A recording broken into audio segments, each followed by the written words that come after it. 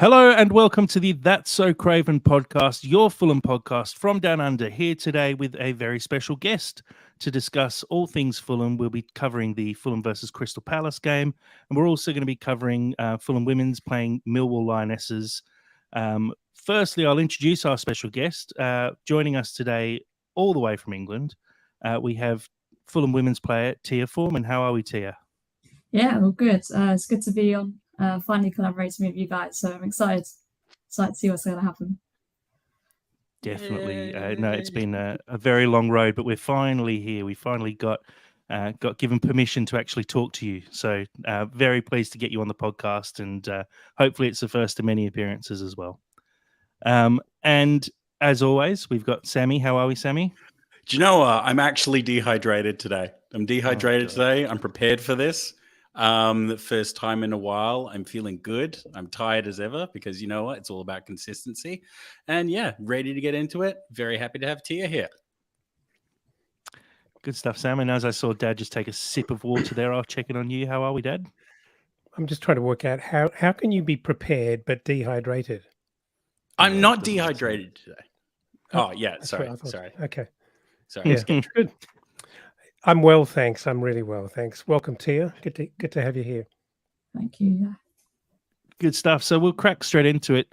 Tia, like I said, it's really great to have you joining us. It's been a bit of a long road. We've been chatting for, feels like it's probably close to a couple of months now of just going back and forth. And you've been kind of instrumental in helping us get a bit more access to the Fulham women's team. A big thanks as well to Emily at Fulham for helping us out as well. But it's really great to be able to give this platform to the Fulham women's team and dive a little bit deeper into another part of the club that maybe a lot of Fulham fans don't see as much of and don't get as much coverage of. So firstly, just a huge thank you to you for all your help in getting that actually sorted. So thank you so much. I was wondering if you can give us a bit of a background on yourself and your footballing background and how you found yourself at Fulham.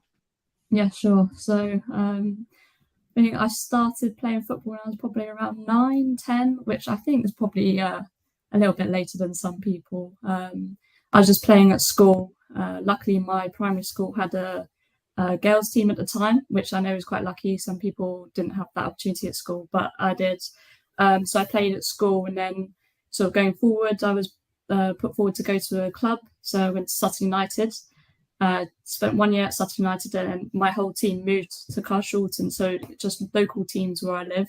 I was at Carshalton Athletic for, I think, under 10s to under 15s. At that point, I then went to Brighton. So I was at Brighton Hove Albion under 17s. From then I went to Crystal Palace Women. So I was at Crystal Palace from 2016 to 2018. Then I went to uni, so I was just playing at uni. Then it was lockdown, COVID, throwback to those times. So obviously no one was really playing. And then I graduated from uni, came back home to London, and then so I was like, well, I want to get back playing football again properly. So I joined Fulham, which is up the road from me. It looked like a really good setup at the time. And I was just wanted to get back playing. So joined Fulham and have not really looked back since, really. So that was, what year was that? 2021, I think you joined Fulham. Is that right? Yeah. Or 2020? Yeah. 3 years ago. So 2021. That summer I graduated from uni, came back home and joined Fulham. Yeah. So your last, sorry, Sammy, your last 3 years, has there been a fair bit of change? It seems like this year, especially, a lot of new players coming into the club. And I know that there's been a lot of reinvestment in the women's team in the last few years as well. How has the club changed over the last 3 years for the women? Yeah, I'd say, I think when I joined Fulham, they were already in a good place. Like, they were training at the training ground, had good facilities, and everything else that comes along with that. So they were already in a good place, and obviously looking forward to wanting to get promoted and just climb as high as they can, really.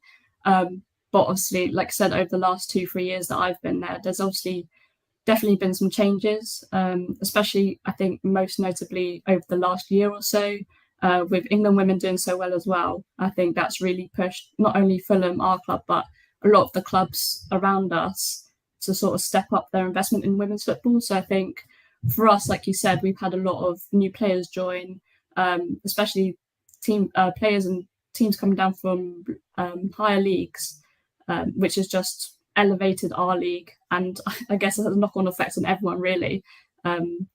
So yeah, it's like I said, a lot of new players this year as well, which is good. And just seeing that greater investment from Fulham is also really good. Yeah, Tia, my question was what attracted you to Fulham in the first place? I know it's the obvious questions, but it's still like I still like hearing it. Like how has it pitched you to like come here? Like what was the spark that made you think this is going to be the place for me? I think, well, when we're going back through my like footballing journey, when I was younger, I did play against Fulham. Like back in the day, I must have been about like 9 or 10, and that game was at the training ground. So I always sort of knew Fulham were like a close team to me in terms of location, but always like on that professional level of they were training at the training ground. I know that then got cut, but then it's obviously now been reinstated, which is good. But I think, yeah, they've just always had like this professional air about them. Obviously, it's a local team, London team. And yeah, I think, again, facilities and the coaching staff and everything that comes with the club rather than just the team, I think really drew me in.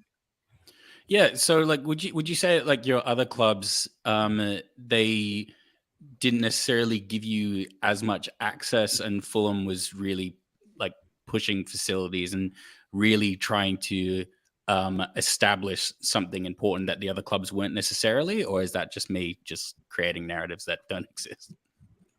Yeah, no, I understand what you're saying.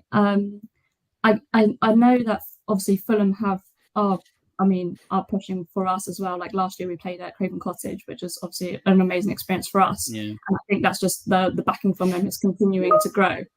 But I think the other clubs I was at, there was always that investment in the women's team from the club, but maybe not as much as it is now. But then I think that also goes with the time. Like right now, these clubs are probably also at that level. Well, they definitely are. Brighton are in the Super League now. Palace are in the Championship. They obviously have a massive backing from their clubs. But so I think looking at it in terms of like, yes, Fulham are backing us a lot now, and we again shared facilities. But I think it comes because it's 2023, and I think maybe say when I was at these clubs 2016, 2018. Not sure how far I don't really know much about Fulham back in the day, but yeah, I think, like I said, success of the women's Euros, stuff like that is always going to grow. So yeah, cool. It feels like an exciting time, doesn't it? Just to be around women's football, and I mean, I think we certainly recognise that, and probably part of why we're keen to be involved, but also that there's a lot of upside. There's a long way to go, but at least you're part of a big unit that can actually carry there. It's a big club already. Yeah, exactly. Like the foundation was always there. It's just continuing to grow year on year, which is really great to see. Sure. Dad, I know you had a question about maybe who Tia supports off the field whilst playing for a certain team on the field. Do we need to do that? I feel like that's like we don't like. She is our guest. We have made allowances. We've let her on here. It feels very Game of Thrones to like throw her to the wall. We have to surely. Actually, just before we came live, I think Tia said she didn't support anyone. She's just like, yeah. I think I said I support Fulham. Yeah, there you go. Yeah. Pure neutral. Smart. No, but genuinely though, it was something we were sort of discussing when we looked, because I know there's quite a few girls in the team who do support Chelsea, and what's it like based being like quite big support. I know like Georgia, for example, is quite a big Chelsea supporter because I see a lot of it on her Twitter timeline. And what's it like playing for Fulham and supporting Chelsea? Do you cop anything in the dressing room for it? No, luckily not. I think. Well, yeah, like you said, quite a few of the girls do support Chelsea. We're probably not the most vocal anymore, considering the form Chelsea are in over the last couple of years. So I think sort of keep ourselves to ourselves, have the jokes rolling in, obviously. A couple of the girls support Fulham, so there's always good rivalry between us in the games. I know the Chelsea game's coming up soon. Is it next Monday? So yeah, but I think as players of Fulham, we always want Fulham to do well. Like, why would we not? If that makes sense. Yes, Sure. if they're playing our own team, I think most of us would hold out for a draw, just so that everyone's happy. But I mean, if Fulham win, then if and when Fulham win, especially against Chelsea, we're all happy anyway. So yeah, but yeah, Chelsea is my team. I'm inclined to ask, just so we can just know a little bit more about you, and just so like the listeners can know a little bit more about you. Was there a specific reason why you support Chelsea? And you can be as candid as you want here, but do you have any specific heroes? Like, were you drawn to some like specific players, or did you just feel inclined to support a terrible club? I think it was sort of like, I think a couple of my cousins supported Chelsea, so when I was younger, I always had that influence from them. Again, it's like a local London team. I know Fulham is as well, but you don't speak to those cousins anymore, though, so it's no, I know they should have put me on Fulham. And then I think when I was younger, Drogba, massive player for me. I think he was always my favourite, probably still is. Alongside Hazard as well. I'd put Hazard up there. Yeah, I know. Hard to argue. Yeah, that's like. And then I think, Willian as well, which is amazing that he's now at Fulham. And it's great to see. But he was also like set piece taker. He's obviously someone I always watch as well. So some good players. Have you got to meet Willian yet? Has that been an interaction, or is it just kind of like it's too much? No, I wish I could meet William, but he seems really friendly. Yeah, we just never really get to see them. Like, I don't think we're ever at the training ground at the same time, so never really get to interact with them. But it would be a cool opportunity. So, Tia, walk us through, I guess, your playing style, what position you play, and what kind of player maybe you model yourself on as well. Yeah. So I play left back, left wing back at Fulham. I think over the last couple of years, I've probably played like quite a few positions. I noticed last year I played quite a few games at centre back as well. So just sort of filling in defensively, but I do like to attack as well. So I describe myself as a player who likes to get on the ball, go forward as much as I can as a wing back, hopefully contribute with a few goals as well. And I think I'd just sort of bring composure. So just relaxed on the ball, like to keep possession and combine with whoever I'm playing next to. Where do you think that composure comes from? Is that like just a confidence that you know that you're better, or is that something that you've like worked on for like a long time, or where do you think that comes from? I think it just comes over time. I think it comes down to experience. Like if you know what you're going to do before you get the ball, then you should be composed to know what you're going to do when you have the ball. So I just sort of try and use that mentality. Like, I know what I'm going to do, so I don't need to rush things. And hopefully that I can continue that going forward. Do you find that frustrating as well when you're like sidelined, and then you just know exactly how you should be managing that moment, and then does it hurt, or do you have like faith in the girls?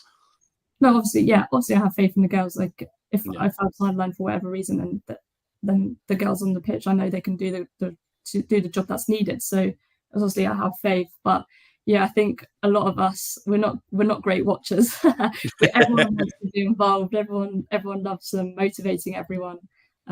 So whether that be on the pitch, off the pitch, I think that's what's special about this team is like, it's not just the 11 players on the pitch. It's all 16, all 25, the whole squad, the whole management team as well.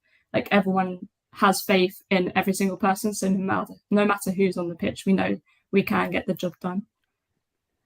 Nice. A question, one of the big things that we, as a fan base for the men's team, talk about a lot is the depth that we're trying to build, or Marcus Silva's trying to build. I'm not personally trying to build it. I just want it. But how does that work for you guys? So do you feel like at your level that you've actually got good depth and cover all around the ground? Yeah, I'd say so, especially this year as well. I think we do have really good squad depth. I think, spoilers, but I know we're going to go onto this and touch upon it later. But I think over the last 4 games, every person, well, not every person, but people who have come off the bench have really contributed to the game. I think in the last 4 games, someone who's come off the bench has scored as well, which I think shows that we do have really squad depth.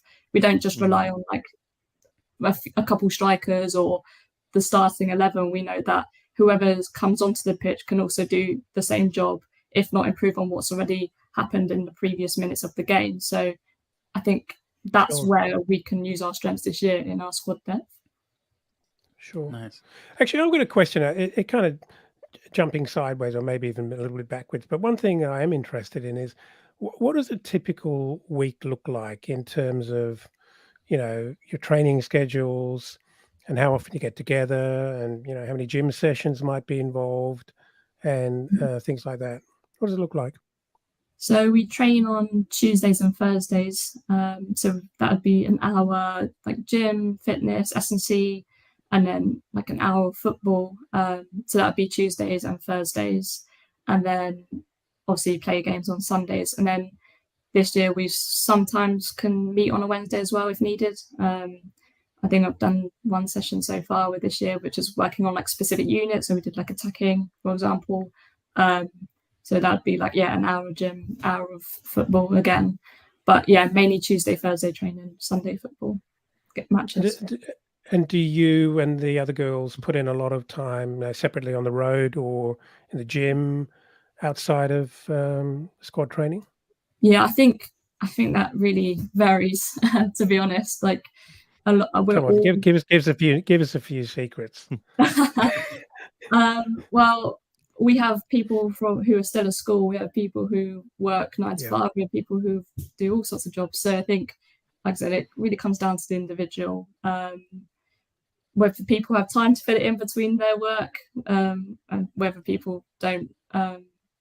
Again, like I said, it's individual, but people do put in a lot of work and a lot of effort during the week, whether that be at Fulham or away from Fulham as well. So we do work hard.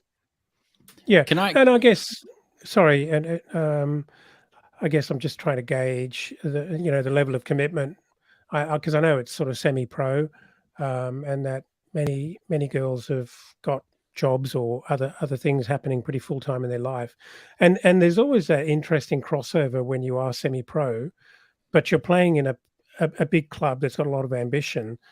There's not that much difference in terms of the actual hours that you're required to commit to.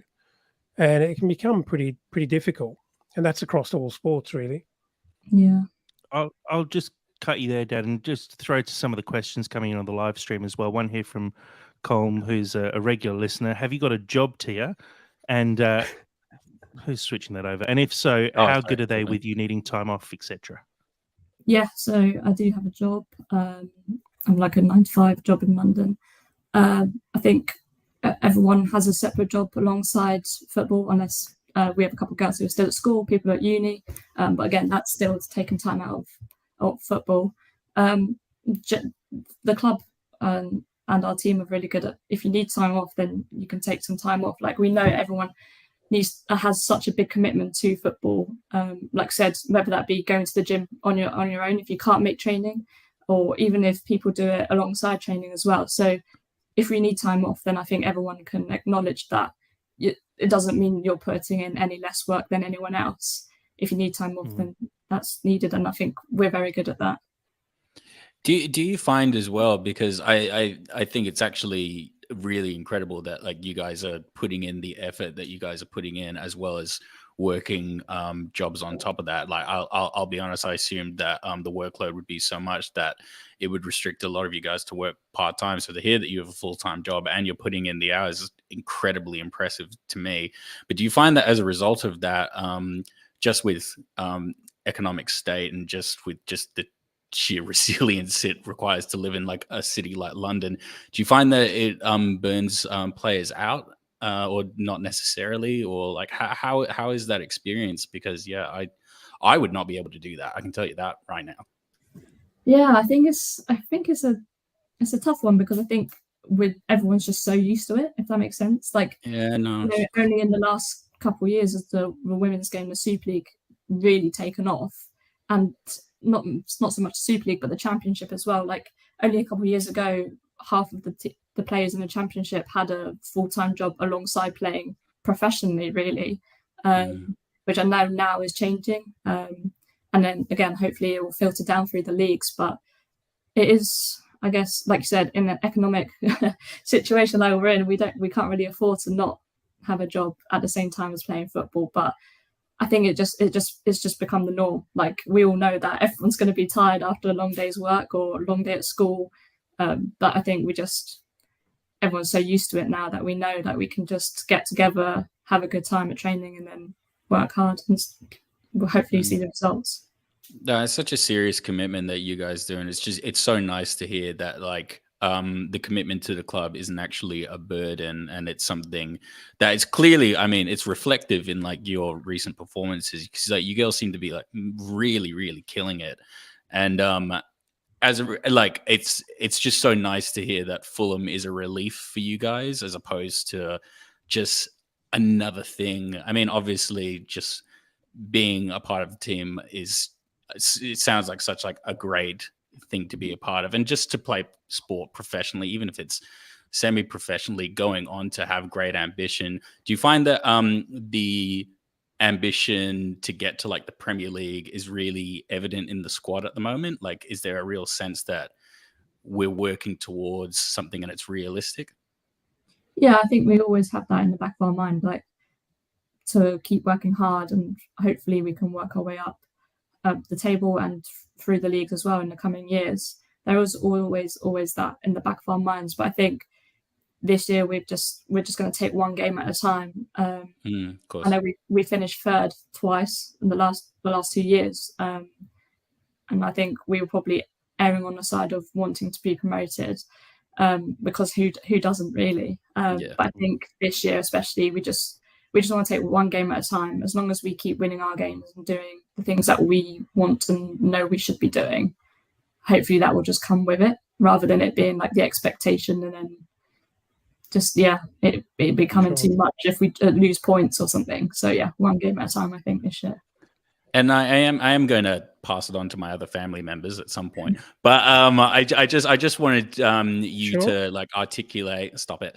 I just wanted you to articulate like how important the support that you're getting at the moment is really contributing to that success, because it really is important for like all of our listeners and everybody in the UK who can get to a game to know like what it means to like, you guys, and to get that support. Yeah, it's so nice, especially like, well, coming out of yesterday, there was so many people there watching, loads of kids as well, which is really nice to see. Not just girls, but like young boys coming to watch us, shouting people's names, like really supporting us. We do hear it, and it is great to see, especially like that family environment, like we said. But we have people who come all the time, and we have people who are new, but it's just so great to see like we're building this fan base, and the support goes a long way. Like we know, and we can hear from the pitch how much people are willing us on the sideline. So yeah, it's so great to see, and hopefully we can just keep building that fan base, and keep working hard. Right, we're going to put you on mute now, Sammy. A question here from Steve Reynolds. How important would it be for the team to play more games at Craven Cottage? I know you touched on it before, that last season you played the game. I think there were 3,500 people there for that game as well. How great would it be to get a couple more of those, and maybe inside secret, but are there any more in the pipeline for this season? Yeah, I think it's probably one of the best games last year for everyone at the club at the time. That game at Craven Cottage was really it was something else. It was the biggest crowd I've ever played in front of. Like I said, I think 3,500, just under that. And probably the biggest crowd a lot of the girls have played in front of as well. And to have that support, like I said, touching on support, just seeing that and just hearing the noise was just amazing. You know, when you walk out the tunnel and you hear everyone cheering, it was just formidable. It was nothing that I've ever played in front of before. So that was really cool. And like I said, yeah, Craven Cottage, the whole day was just such a good experience. Then we all want to play at Craven Cottage as much as we can. And hopefully, I think hopefully we can make it like an annual event, if not more than once a year would be great as well. But I know the logistics, things like that, there's a lot to sort out. But I think the Craven Cottage game was just, I know the result didn't go away and it was still one of the best days. So if we can replicate that again this year, then it'll be great. Well, a comment from Ash here as well, who's at FFC and me. The game at the cottage was so important for younger fans. My daughter's fascinated by the women's team now because of the game last year. So, like you say, it's just giving the women a bit more of a platform to be seen by more people as well, because I think it would be great to see that turn into an annual tradition, to get the women playing a big game at Craven Cottage and really push to get 3,000-4,000 people down there every single time and keep those crowds increasing as well. Because like you say, someone goes down and like Ash says here in his comment as well, it just gets more people involved in the game, and people see the women's part of the club as well, which maybe doesn't get the same amount of the clout that we see online with Fulham, the main account having almost 1 million followers and the women's account, still struggling and trying to grow. We just want to see more people being able to actually follow the women's team. And so having that game at the cottage is just so important. And I think it's a great initiative that they went with last year, and I hope they do it again. Another question from Colm here as well. What's the one thing in the women's game that you'd like to see changed or improved? Oh, tough one. One thing. I think that's a hard one. 7-figure salaries. Yeah, exactly. I think I think if they increased the number of teams in each league, then I think it would grow the game massively in England, in terms of like there's only one team that gets promoted out of the Premier League, I think, into the Championship. There's only one team that gets promoted out of our league into the league above, Tier 4. So I think if they change that to have 2 or 3 teams promoted and relegated in each league, I think we'd see a lot more movement in teams. I think we'd see like clubs take work their way up a lot quicker than what they do now. And I think that would change the game massively. It also allow more players to play professionally, to play semi-professionally. And I think that would be a good change, because there's 20 teams in the Premier League, but then in the Super League there's half, and the same again with the Championship. Yeah, so I think that's a good observation. Yeah, I think just more movement between the leagues, so you could win all your games apart from one, and if it comes down to goal difference and you don't get promoted, it's like it's a very long season to then only one team to be promoted and not be rewarded for how hard you've worked in the season. So I think my one change would be having more teams in higher leagues, and then more teams being promoted and relegated. Good answer. Yeah, it's one of those things. When we first started doing a bit of research into the women's team, seeing that there was just that one automatic promotion spot, and it just makes it very hard to get out of the league in the first place. And like you said, you can have a superb season, and we finished 3rd 2 times in a row now, have these great seasons, but it's hard to maintain the same squad if you're not getting promoted, because obviously people are wanting to push on, and they'll be looking for clubs in those higher leagues at some point. And if you're sort of hamstrung by only have that one spot for promotion, it really makes it hard to grow. And the team this year have signed a lot of new players from higher leagues. I noted it's 1, even 2 leagues above us that we're signing players from, which is great for the club. But how do you hold on to those players if you don't get promoted this year? Like, you obviously trying to build something for the future, but with just that one automatic promotion spot does make it quite hard. Yeah, exactly. And then I know a couple of years ago, the North and the South Premier League, if you win that, you had to have a playoff to go into the Championship. So you could have won the league and still not been promoted. I think they are now changing it this year, or looking to change it in the future. But yeah, I think that's just massive. Like, how can you win a league and not be promoted? It's just beyond me. Yeah, that's crazy. Exactly. Yeah. So yeah. Look, let's crack into the game now from Sunday. So obviously a really great result, a 3-2 victory and a come from behind victory. Now, unfortunately, we haven't been able to see the highlights from the game yet. So Tia, you are our eyes and ears from the game. Can you walk us through how everything went down and what a great comeback victory we had? Yeah. So I think going into the game, we knew from previous seasons that Millwall were going to be a tough opposition. We knew that we were going to be physical. We knew that we were going to have to like play our A game to come out with the result. And then unfortunately we went 1-0 down. As you can see, the Millwall goal came from a cross and a header. And that's how they scored their first goal. So yeah, going into half-time 1-0 down was tough. I think we all knew that we were sort of controlling the game in terms of possession-wise. We were creating chances, we just weren't converting them.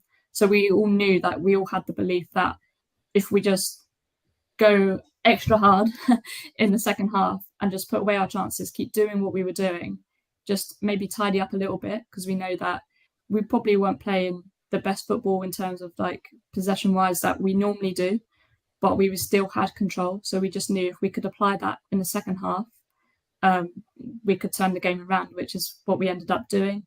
Rach came off the bench in the first half and then managed to score in the second half. That's from a corner. So yeah, Maddie put the corner in and Rach scored. And then very quick succession, 2 goals, which is a good turnaround. I think we were definitely dominating when we came out of the first half, for the second half. That's when you could see like the switch, that we were creating a lot of more chances. We would put things right that we weren't doing in the first half. And then Meg scored. And then I think that just completely turned the game around, that we could then relax. We knew we were 2-1 up and we were just searching for that third goal to sort of seal the deal, basically, which Edie managed to do, came on and scored and sort of settled the game.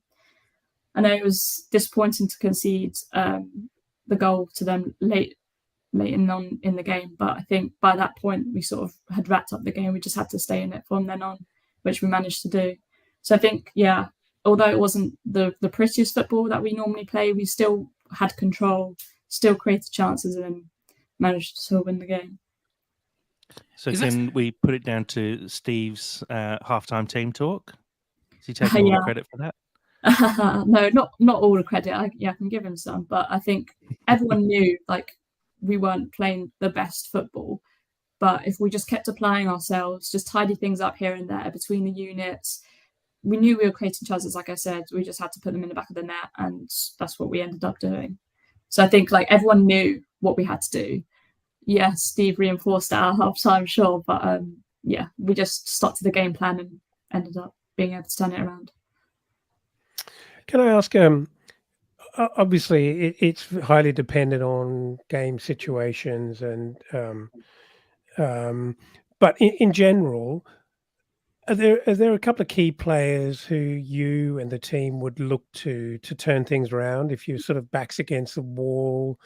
Is there someone in midfield or, you know, one of the central defenders that would take a game by the scruff of the neck and that you know you can generally rely on to turn things around? Is there that kind of dynamic in there at all?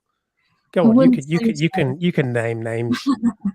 No, name yourself if you want as well. Yeah. No.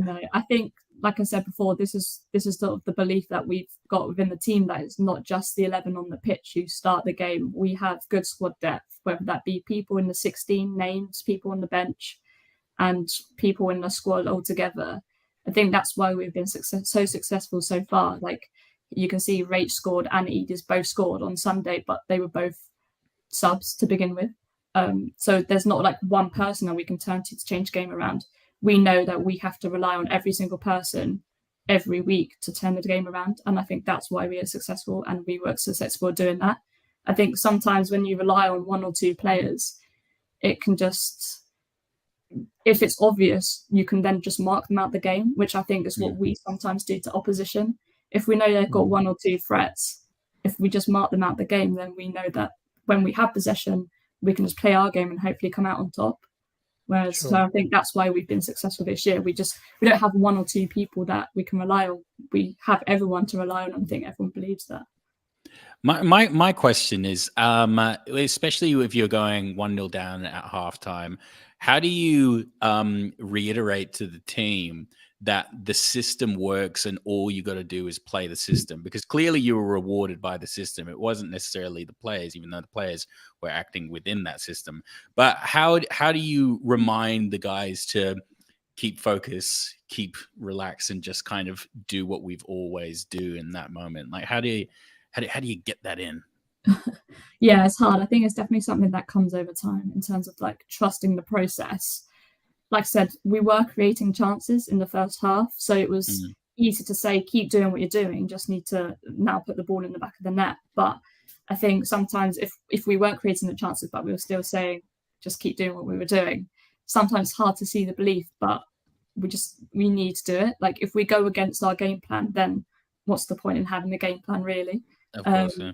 So yeah, I think previously as well in other games, we've seen that even if we go goal down or if we go up, if we just keep following the process, we will get the result. And I think that's what it was shown on Sunday. How would you rate yourself? Sorry, Sam. How would you rate yourselves as a unit in terms of sort of physical fitness? Because obviously that can play a part as well. If it's a tight game and things aren't quite happening for you, but if you know you've done the preparation and you know you're fit, you're going to outrun the opposition. And as the game gets stretched, you're going to have more time on the ball and hopefully run away with it. Do you have that? Is there that sense, do you think, in the team? Yeah, I think we know we're probably one of the fittest teams in the league, if not one of like up there, because we do put in a lot of work, and we know that maybe other teams don't have the facilities to do that or don't have the time to do that. So I definitely say like we definitely know that we can just keep going until the end. I think that shows in the first game of the season, we scored in the last minute, I think. So we know that we can turn games around at the end. If we just, again, we're a possession-based team as well. So if we just keep the ball, keep moving the opposition, they will tire, and then we can bring on fresh legs if needed. Because like I said, we don't have one person to rely on. If they get tired, then we can't do much. We have people that can come on and score, change games. So I think, yeah, we know that we can get to the end. Was it Mia Adaway, who came on last week and scored 2 and nearly a third? Yeah, so Mia came on last week, got 1 goal and assisted 1. The week before, Edie came on and scored. I came on and scored, and the week before that, Lily came on and scored. So I think and then yesterday, Rach and Edie both came off the bench and scored. So we know like we've got good potential across every unit on the pitch. So we know that we can just trust in people that we have.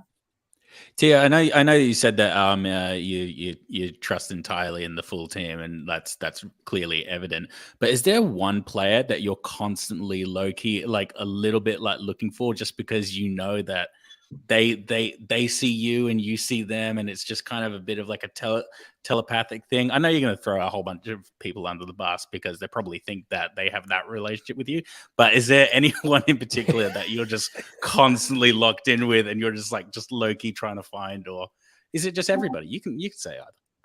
Yeah, I wouldn't say so. I'd say like playing wing back, I guess you'd always be looking for the strikers, but we've got quite a few new strikers this year, so like we're not perfect. Like we're still building these like patterns of play, and people that we, like you said, people that I know they're going to run there, so I'm just going to play there before I even know they're there.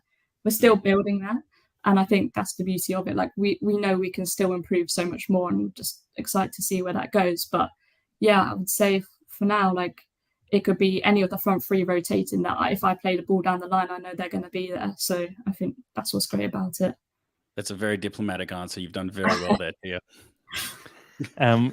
Tia, one of the things we've said is that it's tough to analyze these games properly off the back of sort of 1-minute highlight packages that get posted up on the Fulham website. You mentioned before that the player of the match was Ella Tagliavini. Can you walk us through how she played and why she was almost unanimously voted player of the match after the game? Yeah, I think Ella just put in a solid performance. I think she always does. Solid at the back in terms of defending. I guess their striker never really had many chances, and I think that came from us preventing them to get up the pitch. So I think Ella did a great job in keeping her striker away from the ball, or winning it back really quickly from her attacker. And then on the ball, I think Ella just brings like composure. I think we all sort of voted and said that Ella was really calm and composed on the ball, especially when we went 2-1 up, just sort of slowing the tempo down when it was needed to take the fire out the game. Was really great to see. And then just finding pockets of space to play the ball forward into our strikers or into the wing back. Yeah, I think Ella just did a really good job overall. That's great. No, thank you for giving us that insight there. Now I'll run through a couple other slides, just looking at your recent form. So we touched on it before, how great the recent form's been, and there've been some great results. 6 goals scored against Aylesford, 4 against Ebbsfleet, 4 against Saltdean, 3 against Millwall. Now you guys are just putting the goals away, but we hoping for that clean sheet coming up in the next couple of weeks? Yeah, that's definitely something on our radar.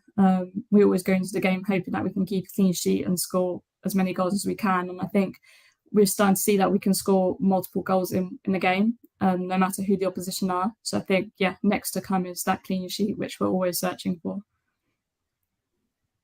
And having a look at, talking of the goal scorers as well, our top goal scorers list so far, Georgia sitting on top after her 2 goals last week. Sophie scored 2 goals a week before, so she's sitting with 3. And yourself at left back, sitting third on the top goal scorer chart. Is that something we expect to see at the start of the season, or just finding the net luckily this year? Yeah, I mean, I always want to score goals, even though I play left back. I think everyone knows that I like to score goals. But I think, yeah, I'm going to try and see how many goals I can get in this year. But it's just so great to see that we have, like I said, so many different goal scorers as well. I think if you look at other teams, they probably have two or three players scoring most of their goals. But it's just so great to see. Like I said, I play wing back, Meg plays wing back, Maddie plays wing back.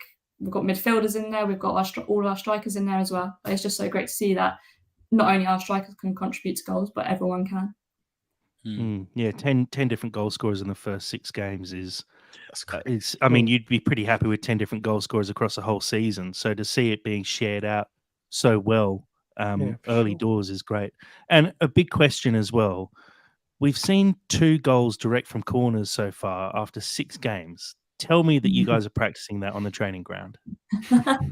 No, we always sort of joke that it's also we've got like 3-4 different corners that we sort of rotate through, and we always joke that that's our corner number 5 this year.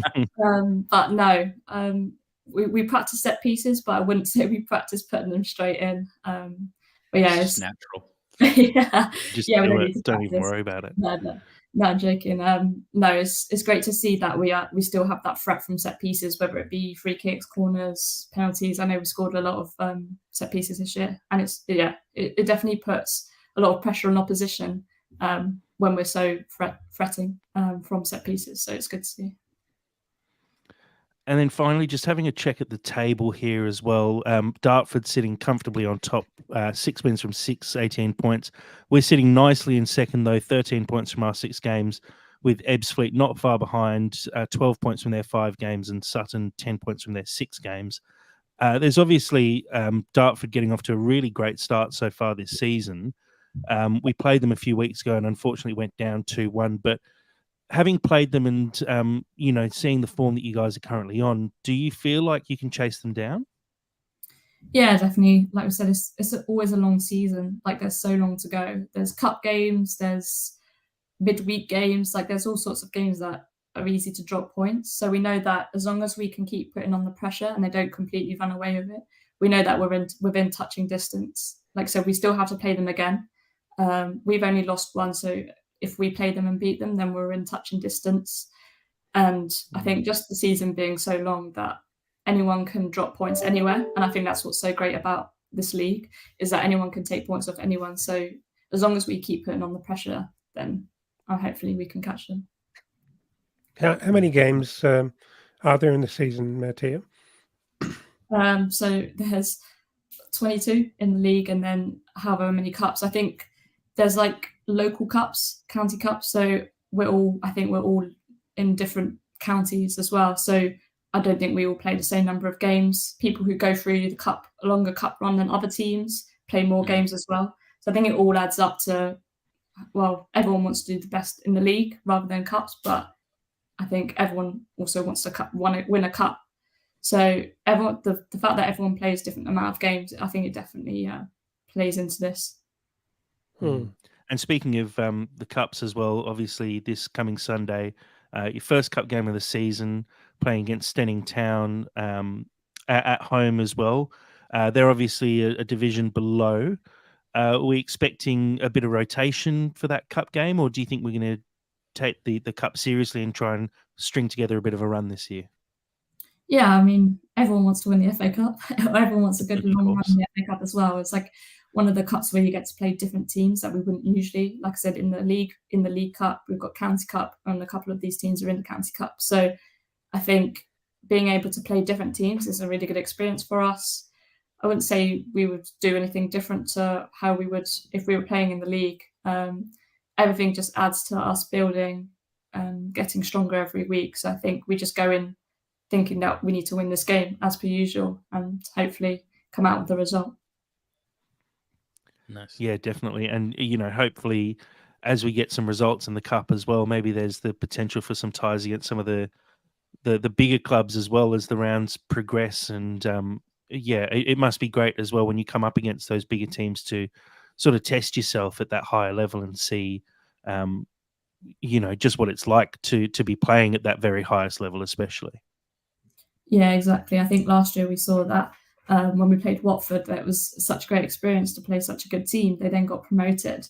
So we can draw comparisons and what we did well in the game, what they did better or what they do differently, and sort of bring that into our own game. And I think it just like when you play these different teams, everyone plays so differently, and the tempo they brought to the game, the way they switched the ball, I think we can definitely like draw comparisons and then see how we get to their level, if that makes sense. So yeah, it's such a good experience. Good experience. Yeah, exactly.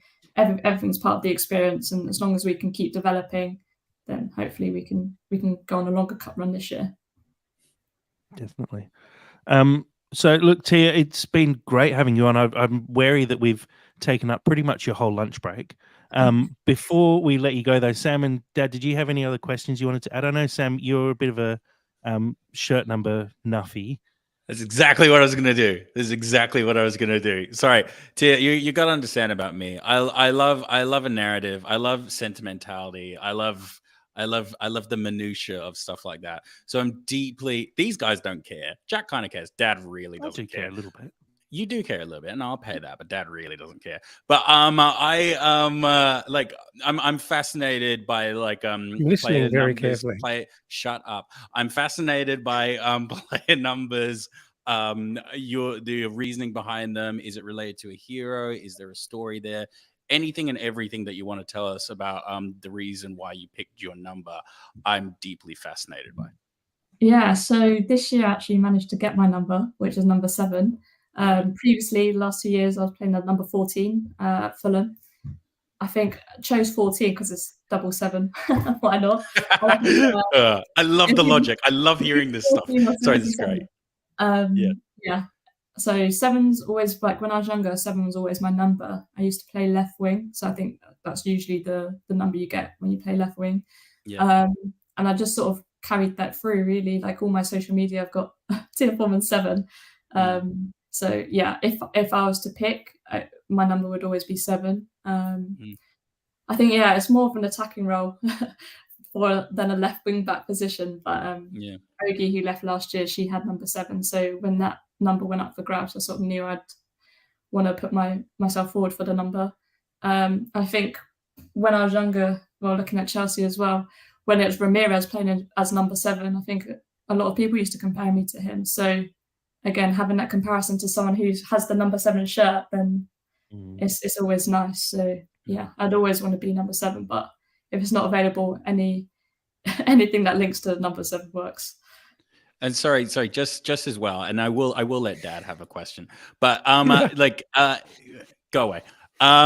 So like, does that like boost your confidence as well when, because seven's an important number. It really is. And so like, does that like give you a lot more like confidence going forward, because it just clearly means that the club has so much faith in you to give you that, because it's very prestigious. And do you feel that energy? Or Yeah, I feel like it's also pressure.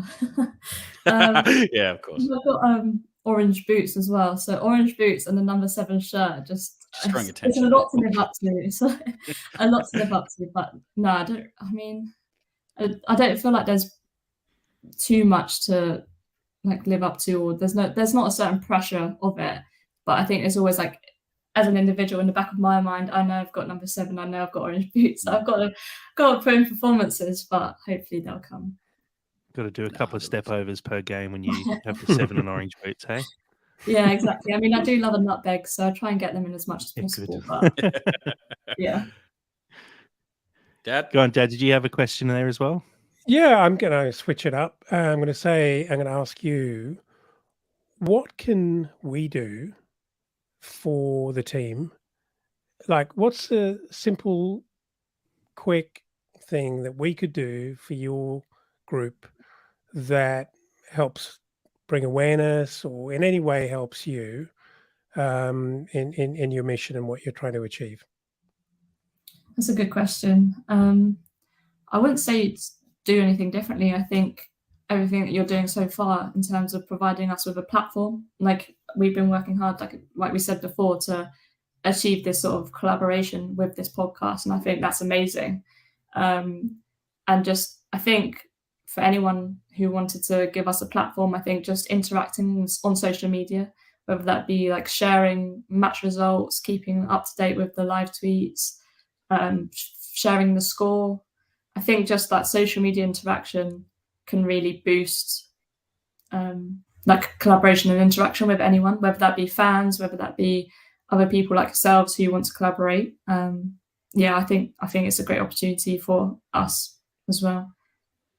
So, I mean, that's great. Our mission is simple. There are a lot of people who follow Fulham, and our mission is just to tell everyone about you and make them aware of what's happening, and to get behind you all and help you climb through those divisions and, end up where you deserve to be. So that's our plan. That's what we want to do. Yeah, and just adding on that, I do want to say thank you, like I said before, just to help us provide and give us a platform to discuss the results, discuss our matches. Like I said, there's not a lot of content out there about us, and you only really get to watch the highlights. So yeah, thank you for giving us the opportunity and investing in this with an interest. Well, we're excited to do it and be part of it. Really am. Yeah, and a big thank you again for, like I said at the start, for all your help in assisting, talking to the club, and just not as much putting pressure on, but pretty much putting pressure on them to get back to us and help us get this access to you guys, so that we can give you a platform and hopefully spread the message to every Fulham fan. Because like I said before, there's close to 1 million followers on our social media across the Instagram page, the Twitter page. Fulham has a huge following worldwide, and I think just shining a light on the women's team, and especially with everything that's happening this season, where you guys are just on absolute fire. And I think it's a really good time to be shining a light on you guys, because it does feel like there's a bit of momentum now, especially off the back of the World Cup. And, we're fortunate enough to be here in Australia and to have lived through that sort of mental couple of weeks where the World Cup was just the biggest thing in the country, and it's all that anyone was talking about.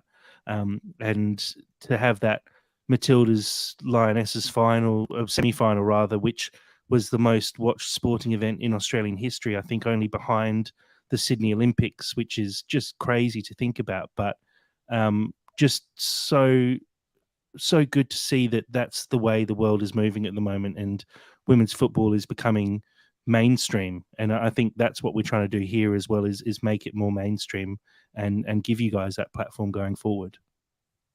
Yeah, no, that sounds great. And like I said, the World Cup has definitely accelerated that growth and interest in the women's sport and the women's game. So as long as we can just keep riding off the back of the success of the Lionesses, hopefully everything moving forward can just be done a lot more efficiently. Whether that be clubs investing in their women's teams a lot more through all levels, really, like grassroots teams as well, facilities and everything in between. So hopefully we can just keep evolving the game. Yeah, absolutely. So look, Tia, again, thank you so much for joining us. Like I said, it's give you 5 minutes now to finish off your lunch before you have to go back to work. So we really do appreciate you taking the time out to have a chat with us. I know it must be a pretty busy day for you, but it's been great having you on the podcast, and we hope to have you again on soon. Yeah, no worries. And thanks so much. Hopefully we can collaborate again soon. Definitely. All right, thank you. Awesome. Thanks, Tia. Thanks, See you, Tia. Tia. We'll see you later. So we're going to continue talking here, and we're going to jump into the game against Crystal Palace on the weekend. So it's a bit of a change up after talking about the women's team who are on scintillating form at the moment. Not to say the men's team aren't in great form, but the result on the weekend, I think we sort of saw it coming, this 0-0 draw. Sammy, I know you talked about it a fair bit before the game, saying, looking at the league table, this is two teams with very similar records so far this season. In terms of teams, Fulham and Crystal Palace have both played so far this season as well. It looks very on par, and so it's not overly surprising to see this one finish 0-0. Yeah, I mean, the parallels as well. I completely forgot that Zaha left, so the main strike force was gone as well. So there was even more parallels. Yeah, I feel that this result could have been very well predicted. I was very optimistic. I wanted 2-1 more than I actually thought it was potentially going to be 2-1. I actually probably thought it was probably going to be closer to like 1-0. I mean, we'll properly go into it, but we need to sort out our attacking options, don't we? That's my biggest takeaway. Because there was some great chances that got made. There was a lot of stuff being done that was really, really positive. End result, though.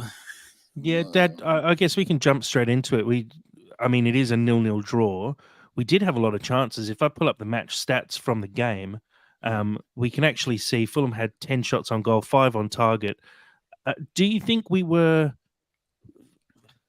sort of wasteful at all? Or, Sam Johnston in goal for Crystal Palace did make quite a few decent saves, admittedly saves that he should be making in the first place, but it's not like we didn't actually have some good attempts on goal, but we just seem to be lacking that real cutting edge at the moment where we do just put teams away and score those goals. And unfortunately, to hark back to it again, last season we had a player up front who would score one of those and we come away with a 1-0 win. Sure. And look, I said last week that I'd be happy with a grubby, unimpressive, unexciting 3 points. I suppose I'm happy with a point on the road. I wouldn't call it grubby, but it wasn't exciting. It was just a difficult game. But to answer your question, it's always difficult when their keeper has a blinder, and he had a good game. Well, maybe not a blinder, but he had a good game. And that on any other day, that first shot from Jimenez from the angle he had to shoot at, it could easily have gone in. Could easily have been a goal. He probably just half a yard to one side of the keeper at that pace gets through. And maybe we weren't clinical enough, but it wasn't like we had the week before we had loads of possession and didn't do anything with it. At least we were creating some chances. So it's getting better. We're moving from aimless possession, if that's not too harsh, to possession that actually results in chances. And we're just not converting those chances at the moment. I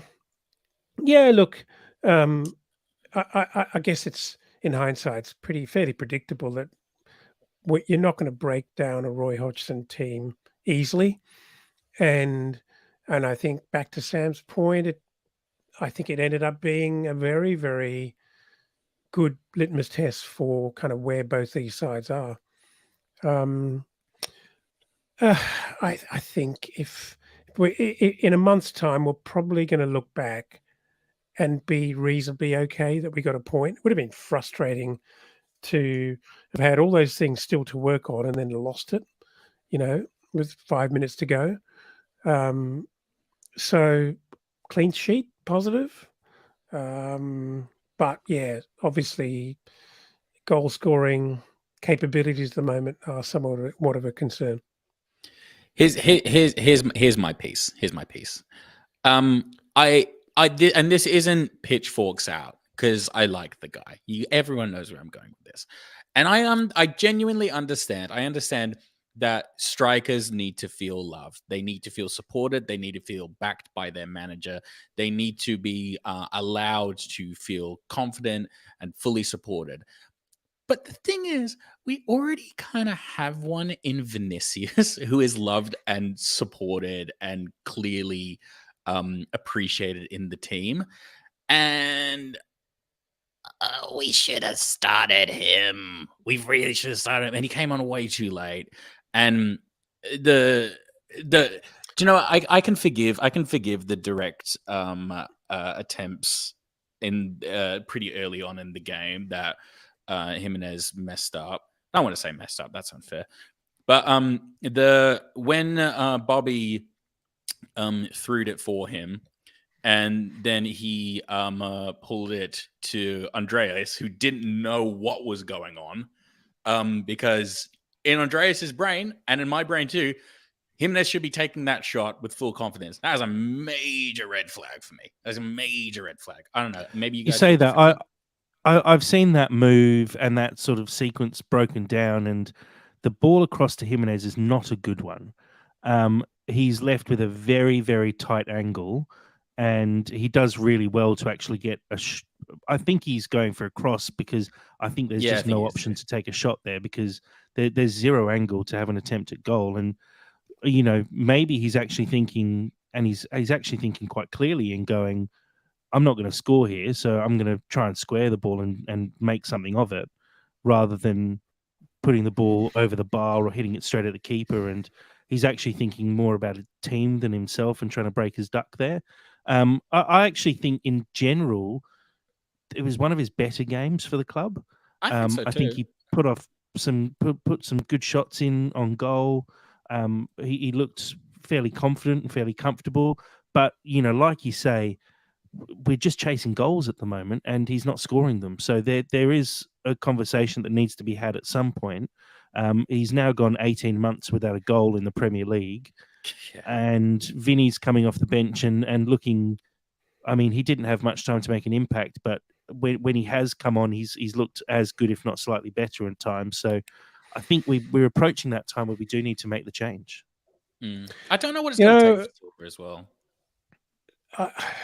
I felt really uncomfortable when that happened, when that ball didn't go in the back of the net, when we actually worked ourselves into position 3-on-2, and on any other day we should have found the back of the net. But you're right, Jack. I do think you're right in that it actually sent him further wide than was preferable. And the keeper did well and closed down the angle. And on any other day, if he wasn't so desperate for a goal, you might have forgiven that and actually thought, yep, made a good decision there in a split second to play the ball across. And Pereira kind of should have been wise to it. As soon as he saw that ball was not in the perfect position, could have made 2 extra yards at full pace and arrived. Because he looked like he didn't follow through because I guess he just wasn't anticipating it, which some might say put the blame on Jimenez because Pereira and the whole world's thinking, what's the matter? Why didn't you put your foot through it? Right? But it's a reasonable and plausible sort of explanation to think that he, on balance, thought me putting my foot through this, and as Jack said, breaking my duck, is actually not the best outcome. And he puts it across. Pereira's just not thinking the same way. And I don't want to. I think it's just a bit of an unfortunate set of circumstances where it just breaks down. And I don't want to dump too hard on Jimenez in that particular instance. It's for me though, like, because I actually agree with everything that you guys have said, but I think it's like the path to hell is laid with good intention, and I feel that he kind of did do the right thing. But if you're Jimenez, even if there's no, even if it feels like you can't really do it, he's got to be taking absolutely every shot, because bless him, I feel that even though that wasn't directly his fault that Pereira wasn't able to get there, he just looks so dejected at the end of it. And I felt that was so detrimental to his confidence. And you could literally see it on his face. Well, I'm not so sure about that. I think you're actually projecting how you might feel. Yes, I am. You might feel if you hadn't scored for 27 months or whatever it was. But I think one of the masterstrokes here is that Marco is grabbing him by the cheeks and pulling his face in and not kissing him like the Spanish chairman might do at that point, but actually saying to him, I trust you. Relax, play your game. I trust you. Don't panic. Don't kind of overthink it. It will come. It will come. It will come. He's doubling down here pretty big time when the whole world is going, what are you doing, Marco? But I also get that he's not kind of getting sucked into Vinny's. I mean, Vinny's very much about vibes, and Vinny is That's a great way to describe it. Well, his confidence is sky high, and he has scored, 4 out of the last 6. But I'm not saying he's been lucky, and I love what he's done in the big games. But if you actually really break it down, perhaps put the numbers and stats aside for a moment, because they're easy to manipulate. But if on any given day, Raul is a better quality striker than Vinny, and he's proven his form is terrible. Yeah. But if you've got a manager, because the biggest thing right now for Raul or a player like him would be the stands bearing down on him and baying for him to be pulled and dragged, and the media onto him. And Silva's actually handling it really well. He's saying, I know you want to talk about it, but I don't want to talk about it. I don't want to talk about Raul's lack of goals. We're not going there. I know it's the obvious thing. I'm backing the guy. It's going to come. And, that's what he's saying publicly. Imagine what he's saying privately and in amongst the group. And he's probably saying, look, I'm going to say it publicly. Vinny, you're not my first choice. Nothing against you. Keep trying. Keep being competitive. But Raul, you're my man. You're going to score. I believe you completely. And that's how we're going to work it. And I actually commend that. And so Rahul's probably got slightly less pressure than we think he has. It's not infinite, but I think you're actually 100% right. But at what point does it become stubbornness and reluctance to change as opposed to what's Marco's actually... way? It's very Marco. It's true. It's very Marco. Jack, tactical sense, lay it on us. I know you're cooking something. To be honest, not really. I'm not 100% sure where this goes. I like there's potentially into a corner, Jack. Well, no, it's a bit of a fork in the road. That's the problem. Is you have to just make a call now, and you either stick with Jimenez and then basically stick with him until he becomes an elite goal scorer, or you make the switch now to Vinny and go, right, we've given Jimenez a crack, but then what if Vinny doesn't score goals? Because, we know he's a good striker, but there's no guarantee that he's going to start putting them away for fun either.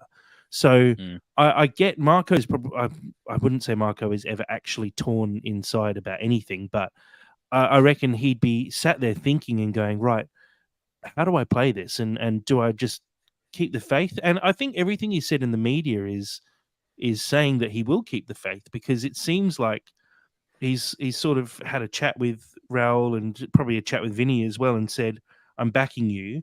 You're doing the right things. And he is doing the right things. It's not like we're not creating chances. He's just not managing to put the ball away. And I think in previous games, it's been that he's not doing the right things in certain situations, such as when he went for that weird Rabona flick to the back post, or having shots where he just shouldn't be having shots, or trying things he shouldn't be trying. This was the first time I've seen him actually play, and that ball that came over the top, I can't remember who passed it to him. It could have been Willian or Pereira put it over the top. He took it down with a beautiful first touch. And if you watch the slow-mo, it's like textbook. The first touch is there. He opens his stride perfectly and snaps off a really powerful shot. Unfortunately, the keeper was just equal to it and makes a good save. But on another day, that's a goal, and he's broken his duck. And I think we've talked about it before. There's an element of luck here where that one squirts through the keeper. There was another one the keeper saved, and he didn't really know where it went. He hit it. I think it might have been that chance, actually. He hit it across the keeper, and the keeper saves it, and it sort of deflects off his leg and loops up just wide of the post. If that goes in all of a sudden, we're talking about a very different situation, about a striker who's finally got that duck off his back and may then kick on.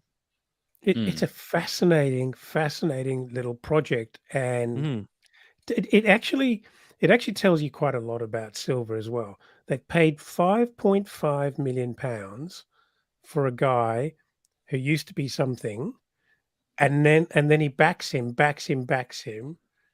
with a massive drought, and basically says, I know I only paid 5.5 million for you, but I reckon you're something, and I'm backing you to come back and be something again, and I'm sticking to it, and you're going to be my man. This is a massive opportunity for me. Sorry, for you, and I think you can do it. I mean, it's pretty risky stuff, right? But it's also, if it comes off, he's going to be lauded as a hero for it. If we get 10, 15 goals out of Jimenez for the rest of the season, that's going to be an incredible success story for £5.5 million. Yeah, look, contrary as well to everything that I've been saying, because it was very similar with Vinicius when he first got in the squad, and his goal against Chelsea, I genuinely believe, was everything, because that just cemented him as a cult hero, and that just cemented him as just intense love, intense admiration. I mean, we've got Chelsea coming up. It's a great example of, like, if Jimenez can pull something off in that game, that truly could be enough. And then we could see a completely new player. But the thing is, I just don't know if it's going to happen. That's the thing. And yeah, like, we really are. This is truly gambling what we're doing right now.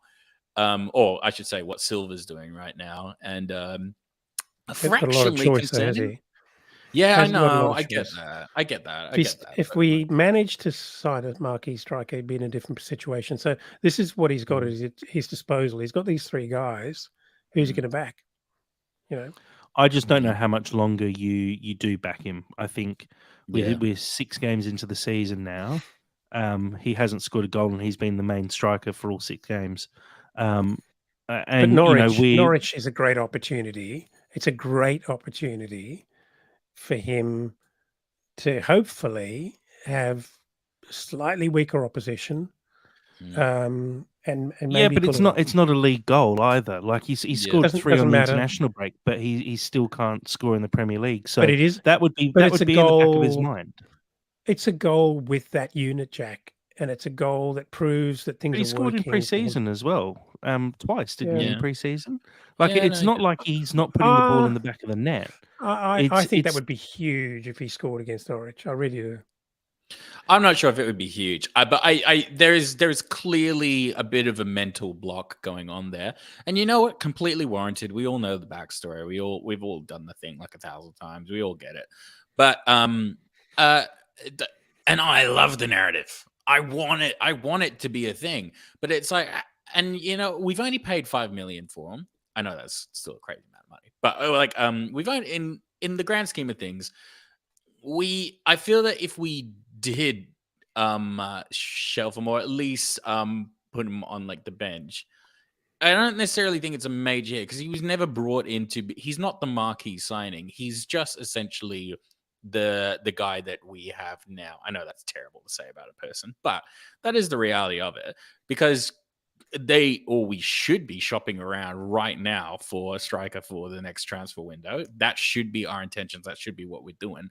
So I don't see it as the massive faux pas if we did go for Vinicius over him.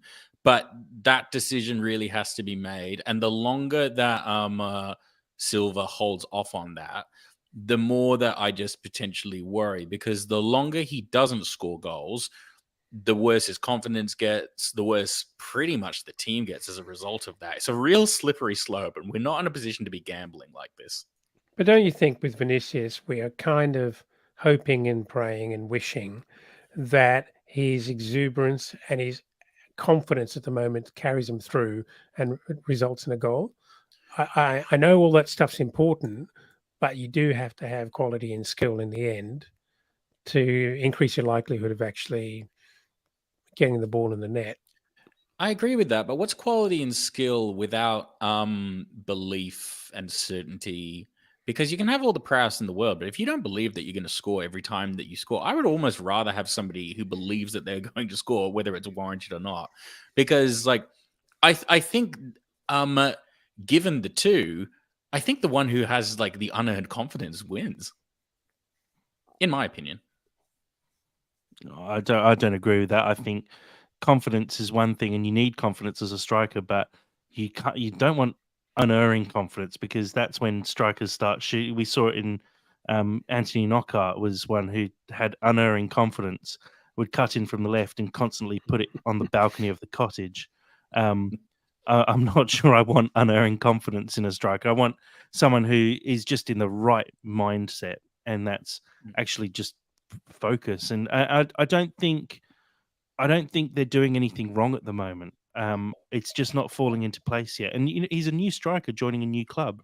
There's not many players who come in as strikers and just hit the ground running. So we have to remember that as well. And I think that's part of why we have this conversation about Jimenez or Vinny and what we should do, because we've. Oh, did we lose Jack? Jack, you're on mute. You're on mute. Dad, why are you on mute as well? Why did everyone go on mute for a second? I'm no longer on mute. Okay, thank you. Why did you just let me flail there? Sorry, I was on mute, but I'm back now. Jack, you with us? Nope, you're still not with us. That's okay. Jimenez, Dad, tell me your thoughts. Or your star sign. Where are you at? Yeah, I did. I think I don't know that there's much more to say other than I think there's a little bit of bad luck in all of this, but it's just a matter of how long the rope is and whether Silva's going to blink before Jimenez comes through. Well, You're Jack's shocking in a pulled crisis, up the table. Sam. Absolutely shocking in a crisis. Oh, mate, I've covered for you. I've much. covered for you when you've gone down multiple times. I will be forgiven for this. Let's have a quick look at the table. Before we do, though, it's worth mentioning we're talking about the result and how it's maybe slightly disappointing, but Fulham now have 3 clean sheets so far this season. It is the Premier League's best so far. So, there's a lot of talk about XG. If you have a look at the statistics, Fulham have the most XG against, meaning there's the most likelihood of us conceding goals, and yet we have the best clean sheet record. I put that in part down to Bernd Leno having another really good season. I also put it in part down to XG just not being a very good statistic that doesn't actually tell the whole story. But it is interesting. Jack. No, I've never been a fan, to be honest. I like the stat. I think it tells a bit of a story. I think realistically, though, it tells more of a story in terms of your attacking output than your defending output. I think if I look at our XG of the chances we actually created, I think that's quite an interesting statistic sometimes. But in terms of the chances against us, I don't think it tells a full story. It sort of makes sense, but sort of doesn't at the same time. But Defensively, I mean, I have to say, again, it was an interesting one that we saw. Kenny Tete picked up a bit of an injury, so was unavailable, and we saw Castagna come in and do another really good job Yeah, I thought he was great. defensively. But the unit is doing really, really well this season. So just hats off to Fulham for actually sort of putting the naysayers in their place. We're meant to be this terrible defensive team, but we're actually performing really well defensively. If you take out those goals against Man City from 6 games, well, call it 5 games, we've got 2 wins, 2 draws, and a loss, and a goal difference of -1. It's a pretty good start, really, when you consider it. Especially as one of those games was a 3-0 battering from Brentford as well. So it's a good sign, I think, and add to that the fact that you've got Castagna as a backup for both left back and right back, and we got Bassi and Tosin both sitting on the bench as well, and we're keeping all these clean sheets. It's a really good position that we're in. And from a goal difference perspective, it's hard to believe we're going to be the only team that City put 5 past. I don't believe it. Yeah, well, if you look down the bottom of that table there, Luton -8, Burnley -9, Sheffield United -12, Bournemouth and Wolves -6, Everton -5. There's going to be a lot of goals this season. There's some leaky defences and some very ruthless attacking teams. So looking at the table, though, Fulham currently sitting in 11th place. We did unfortunately slide out of the top 10 over the weekend, but we're definitely not out of touch. We have 8 points currently, level with Crystal Palace, although behind on goal difference. Man United and Newcastle in 8th and 9th both have 9 points, only just 1 point ahead of us. West Ham in 7th have 10 points. So we're still in touching distance of that upper half of the table. I think the big thing here is if we look down the table, I'm starting to feel very confident of survival early days. I know that's such a massive call with 32 games left in the season. Why would you say that? It's such a jinx. There just seems such a massive gap between the rest of the Premier League and those promoted relegated teams. Now. And I do, no, but I do agree with that. I agree with that. I don't see Luton, Burnley, or Sheffield United. I see them struggling, all of them struggling to get 20 points this season. I don't see where they get points from. Sheffield United got battered 8-0, and that Newcastle team is good, but it's not an 8-0 good. Luton, we saw what they do against teams. How do you pick up wins when you play the way they play? And Burnley, who were lauded as this amazing championship team, basically made no signings apart from signed a few youth players, and it's come back to bite them in the arse. And they've picked up 1 point from 5 games so far with a goal difference of -9. I just feel like there's this gulf at the moment. And how do you see Luton picking up the 7 points they're already behind us? No, I think I do think you're right, and also with like Everton and Wolves as well, we could be very lucky with a compacted bottom half of the table, because if it's compacted at the bottom, all we need to do is essentially draw, and we should be all right. If it literally just stays the way it is right now, and realistically, it does have every likelihood that it probably will. I mean, even looking at teams like Chelsea as well, Chelsea won't stay there, but like they ain't going to fix any of their problems anytime soon. They can't spend another $1 billion and fix everything that's going on. And Nottingham Forest will probably drop, but again, I can't see them getting anywhere near like the top half. So look, we could be lucky, but at the same time, I'm really wary of essentially going for like a string of draws, like grounding out like results, because I would then it starts getting stressful. It comes to Scott Parker season, but that's never going to be the ambition of this team ever. Yeah. If that's what ends up happening until we start actually getting our act together, I'm okay with it. I don't want this to be our season, but if we have, we pick up a point a game, average a point a game for the next 2 or 3, 4 games, it's not great, but it's not the end of the world. It's just, I think that's the thing. We've been talking about how you just need to stay ahead of the curve effectively, and I know Cottage Analytica puts up the post constantly of actually, it's actually not Cottage Analytica. Sorry, he does do one post, but it's the other 14 on Twitter. They put out a relegation tracker effectively to see how you're tracking towards 40 points and if you're ahead or behind. And there's already a lot of teams falling a long way behind that tracker. And you know, Steve Reynolds on the live saying I've given us the kiss of death already, but I just feel confident that I'm not saying we're going to be a huge top half side, and I don't think it's going to be as successful a season as last season, but I just don't feel too worried about relegation at the moment. I think we're playing well. I think if we hadn't lost Mitro, I think we've actually reinforced the squad really well so far this year. I think looking at the depth that we have across the team now, it actually looks a lot brighter going forwards. And all it takes is maybe one really good signing in January. I don't think it's going to come because I don't think January is a great time to sign key players, and it's never really worked for us that well either. But we do feel like we're just one top-class striker away from being a really good side. Because imagine if you had someone who puts those chances away against Palace, maybe makes that Luton game a little bit easier for us as well. I think we're looking really good at the moment. Question, Jack. Yeah, go on. What would you want to say recall a Stansfield to maybe get in this? Because are you sure? Yeah, I love Jay Stansfield and I love all the guys who are out on loan. I think we've got some really class players out on loan, but if you want to take it seriously and push on this year, I think you have to sign like a top class striker. As in drop 50 mil on someone.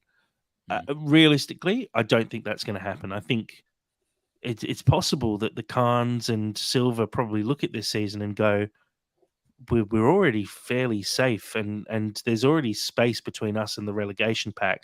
Why spend the money when you can? We're probably not pushing for Europe either. I think if you look at the top half of the table and see teams like Brighton and Villa who've come on leaps and bounds, add Newcastle to that, there's almost like a top 9 clubs at the moment. And you almost want to sit just outside of that in the 10, 11, 12, 13th spot. I just feel like this is probably going to be a building year for us. I don't see us making huge strides forward. I see us making sure that we don't take big strides backwards more than anything.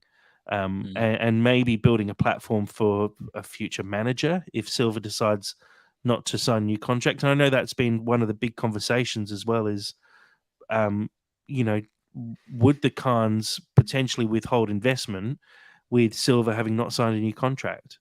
Do they want Silva to make decisions signing new players, and then those new players come in under a coach who may not want them in the future? So there's a few considerations there to think about. But I don't see us really spending much more money this season. I think come January, we'll probably hopefully have 18 to 20 points on the board and maybe look at it and go, we're pretty good at the moment. I don't think we need to strengthen too much more to keep ourselves in the Premier League. Yeah, I think we're at risk of reverse engineering the reality that was dealt to us by such a shitty transfer window. Of course.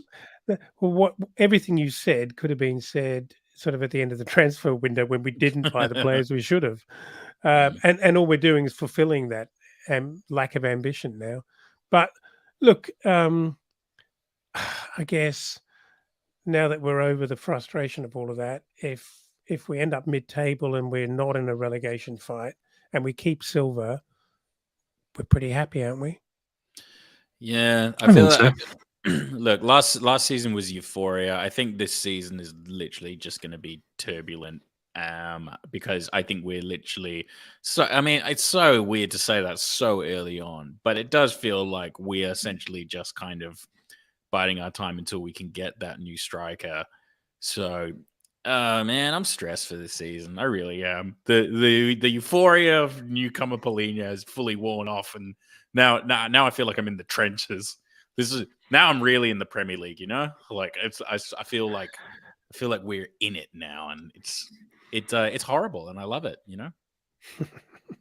Yeah, it's strange you feel that way, because I feel zero stress now. I just feel like we're I wouldn't say it's going to be a turbulent season. I think it's going to be one of those seasons where you look back on it in years, in 5-6 years time, and go, oh yeah, that season where we finished 14th and You mean we didn't set a nondescript? wins record.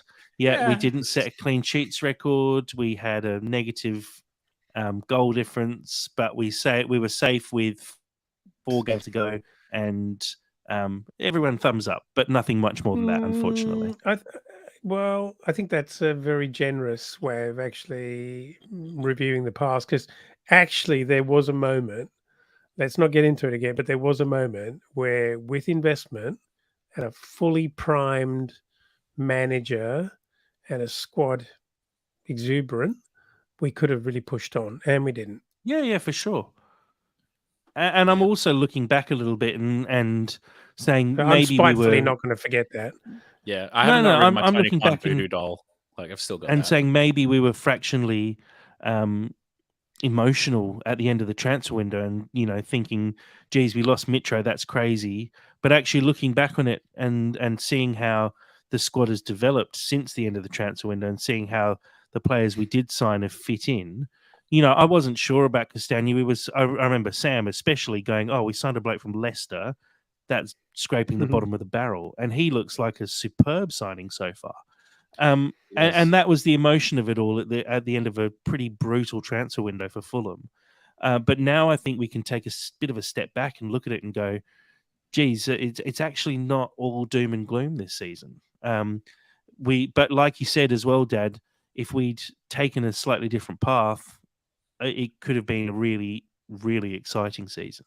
And that's replacing Mitro with, someone of a much, much higher caliber. But it's a bit of a shame that's the way it goes. And I think this season is just going to ho-hum past. We're not going to see a huge amount of excitement, but at the end of it, I do feel like we're going to be a Premier League team again, and that's all that matters at the end of the day.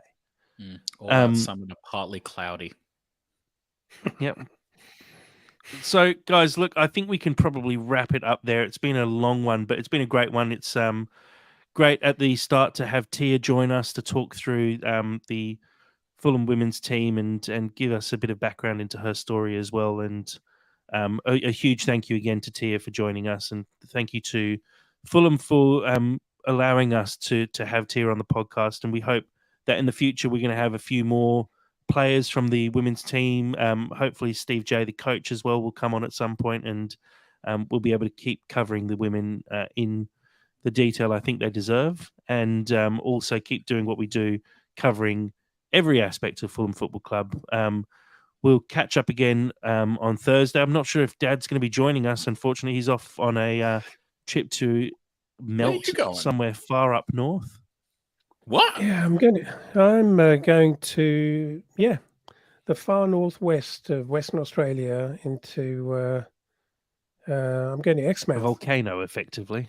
I am your child. How do I not know that you're going to a volcano? Well, I you feel don't like that's live in the same state. You don't live I'd in like the same to be state. told things. We have a family group chat. Have you not seen the pictures that everyone's been posting over the last few days? I have a day job, ready guys. I have a very busy day job. I can't be constantly checking the family group chat. Yeah. I believe it. Yeah. Well, have a lovely trip, Dad. Thank you. I'm going. So, Dad, we'll be hoping that you get decent signal up there. Firstly, to be able to watch the games, but also to be able to actually join us on the podcast and chat through everything as well. Well, the moment we actually jump off this, I'm going to be disassembling this little baby, and it's going in my bag. Hey, Mum's going to hate that. Sure she is, but there'll be a little quiet beach and a little quiet glass of wine, and no one will ever know. And see how that goes. So yeah, Dad, do enjoy your trip, and I do hope that we do find you in some good mobile service while you're up there, so that we can catch up and that you're able to watch the games as well. Yeah. If not, though, fingers and if we crossed. don't hear from you for 10 days or however long it is, enjoy, and we'll see you when we get back. Sure. Thank you. I'll do my best. But yeah, I've no idea what the signal is going to be like there. It's literally off grid. But we'll see what happens. And Sammy, maybe check the group chat. I spoke to him up for an hour the other day on the phone. This did not come up once. We were talking about all kinds of things. You didn't tell me you were going on holiday to a volcano. I feel like that's something I would like to know. Thanks for having me, Jack. It sounds like you need to start asking the right questions, Sam. If you didn't get onto what are you doing tomorrow, mate. The B-side to the That's So Craven podcast is literally just me and Dad just talking chaotic shit, like every now and then on like a Wednesday afternoon when I'm driving home from work. One day that'll be recorded. No, thank you very much for having me. No, it's been really, really fun. It's been really fun and really, really good to like speak to Tia. And yeah, really, really enjoy the podcast. Oh, I'm excited to do the Chelsea review. I'm really excited for that, gagging for that. Yeah, look forward to next time. Yep, there's some big ones coming up. So yeah, like you said, really looking forward to getting stuck into it. And thank you again to everyone who's joined us on the live stream. We hope that everyone's enjoyed the podcast so far and enjoyed our in-depth look into the women's team and hope that we can continue to shine a light on the women's team and bring them to the forefront and more into the mainstream of the Fulham community. So without further ado, and as always, come on, you Whites.